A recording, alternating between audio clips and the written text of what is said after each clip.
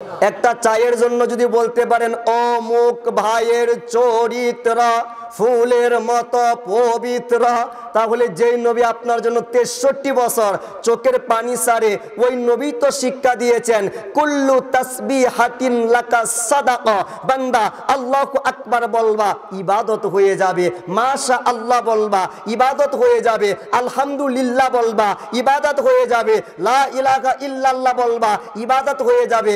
মাহফিলে এসেছেন কিপটামি বাদ দিয়া একটু জোরে বলেন না আল্লাহু আকবার। সম্মানিত বাবাজিরা, ওমর ফারুক রাদিয়াল্লাহু তাআলা আনহু, ওনাকে আমার নবীজি বলে ওমর এদিকে আসো, আজকে পরীক্ষা হবে। কি হবে? পরীক্ষা। ইয়া রাসূলুল্লাহ, কিসের পরীক্ষা? নামাজের? বলেন না। রোজার? না। হজের? না। যাকাতের? না। কোরআনের? না। কাবার? না। তাহলে কিসের পরীক্ষা? বলে আজকে প্রেমের পরীক্ষা হবে। আল্লাহু আকবার বলেন। কিসের পরীক্ষা? প্রেমের পরীক্ষা।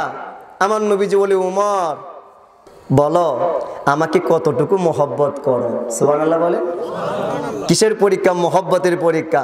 হযরত ওমর বলে ইয়া রাসূলুল্লাহ ইন্নী লা আহাব্বু, নবী গো আমি আপনাকে অনেক মহব্বত করি।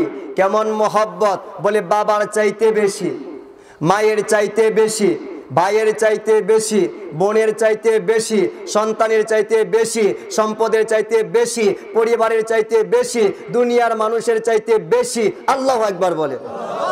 আমার নবীজি বলে লা ওয়াল্লাযী নাফসি বিয়াদিহি হাত্তা আকুনা আহাব্বা ইলাইকা মিন নাফসিকা। জবান খুলে বলুন না ইয়া রাসূলুল্লাহ। আমার নবীজি বলে ওমর যেই আল্লাহর হাতে আমি নবীর জীবন, ওই আল্লাহর কসম করে বলি তুমি এখনো প্রকৃত ঈমানদার হইতে পারো নাই। কি বলেন?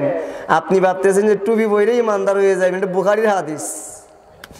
মসজিদে গিয়ে ঈমানদার হয়ে যাবেন? না না না না। নামাজ পড়ে ঈমানদার হয়ে যাবেন? না না না না না।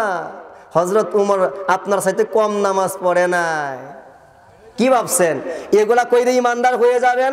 আমার নবীজি বলে লা ওয়াল্লাযী নাফসি বিয়াদিহি হাত্তা আকুনা আহাব্বা ইলাইকা মিন নাফসিকা।